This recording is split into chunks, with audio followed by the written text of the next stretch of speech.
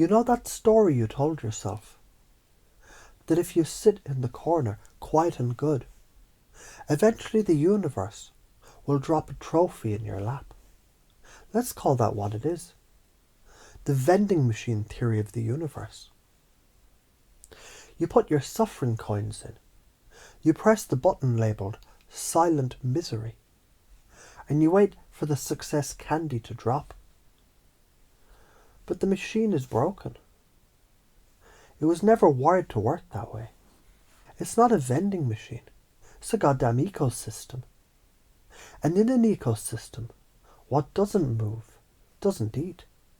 What doesn't signal its presence doesn't get found. A seed that never cracks open because it's afraid of the dirt just becomes part of the dirt.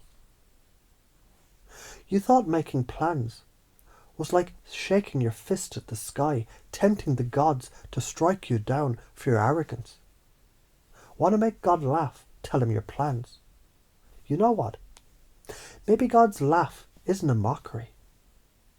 Maybe it's a father's proud chuckle watching his kid finally grab the handlebars and pedal.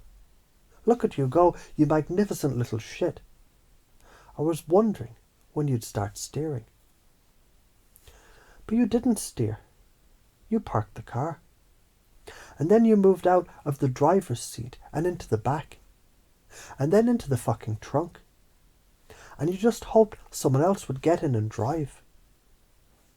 And you know what happens to a car that's parked for decades? The battery dies. The tires rot.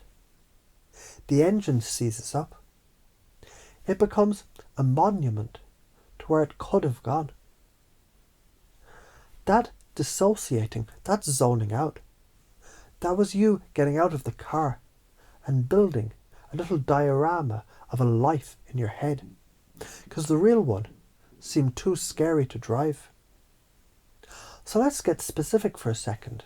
Your brain is a prediction engine. It's always asking, what is most likely to happen next? For years you've trained it. You fed it a diet of worst case scenarios. You practiced panic. You rehearsed failure. You became a fucking virtuoso of what if it goes wrong.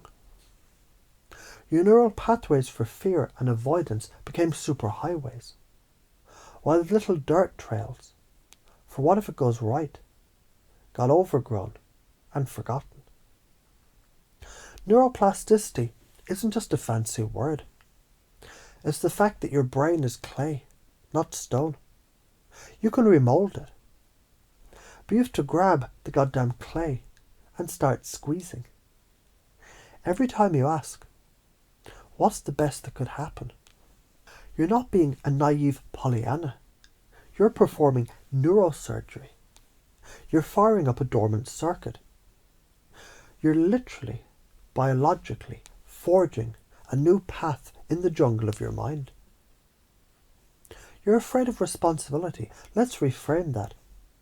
Responsibility isn't a burden. It's your responsibility. It's your power to fucking respond to life. Not just react like a startled animal. A rock reacts. It gets hit. It chips. A human being responds. They see the punch coming and they decide to block, to duck, or to grab the fist and use its momentum to throw the attacker to the ground. That is power. And you gave it away. You handed your remote control to every random person walking by and then wondered why you were always watching a show that you hated. So how do you already do this? You're doing it right now. You've listened this far. That's a response. You didn't just zone out. You engaged. When you choose what to eat for lunch, you're making a move. When you decide to watch one more episode, or to turn it off and go to bed, you're exercising a tiny muscle of choice. We're just going to take that tiny muscle and make it fucking huge. So how else can you do this? Start stupidly small. The world isn't asking you to quit your job and move to Bali tomorrow. It's asking you to choose your socks, to decide what you really want for dinner, not just what's easiest. To state an opinion on a movie, even if it's wrong. It's doing one thing, just one, without asking for permission or validation. It's feeling the urge to check out, to dissociate, and instead, you plant your feet on the floor and you say, I'm here. For just 10 more seconds. I'm fucking here. Why is this important? Because the cost of staying in the trunk is your motherfucking life. It's a slow motion suicide. The karma of inaction is a life of quiet resentment, of watching your own potential fossilize. The negative future consequence is a deathbed filled with the ghosts of who you could have been, screaming in your ear. The positive future is not just success, it's aliveness. It's the thrill of being the cause, not the effect. It's the feeling of your own voice, strong and clear, coming out of your own mouth. It's the end of that dull, constant hum of anxiety, because you're too busy doing to be afraid of doing. You're afraid of people's reactions. Good. Let them react. Let them be confused. Let them be disappointed. Their confusion is the price of your liberation. Their interpretation of you is none of your goddamn business. You think lions are concerned with the opinions of sheep. You're not a sheep. You're just wearing a sheepskin. The main reasons you got stuck, you believed a lie. You believed that safety was in the stillness. But there's no safety in stillness. There's only decay. A river that doesn't flow becomes a swamp. A muscle that isn't used atrophies. You were trying to avoid failure, but you were guaranteeing it.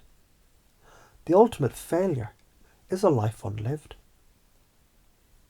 So now, from this point on, your primary focus is not on avoiding the bad, but on moving toward the good. Your mind's first question is no longer, how could this go wrong? It's, how good could this get? You're the architect of your reality, not a tourist in someone else's. You're the goddamn chess player, not the pawn. The universe is not a parent to appease. It's a field of infinite potential to be shaped by your will, your action, your voice. This isn't hopium. This is fucking fuel. Hope is passive. Fuel is what you pour into the tank and burn to move forward. So feel it now. Feel the shift. The old program is being deleted. The vending machine is gone. The car is starting. The engine is turning over. It might sputter at first. That's fine. That's the sound of life coming back online. You're no longer waiting for permission. The permission slip you were waiting for, I'm signing it right now. It says you're allowed to be powerful. You're expected to make your move. Now go.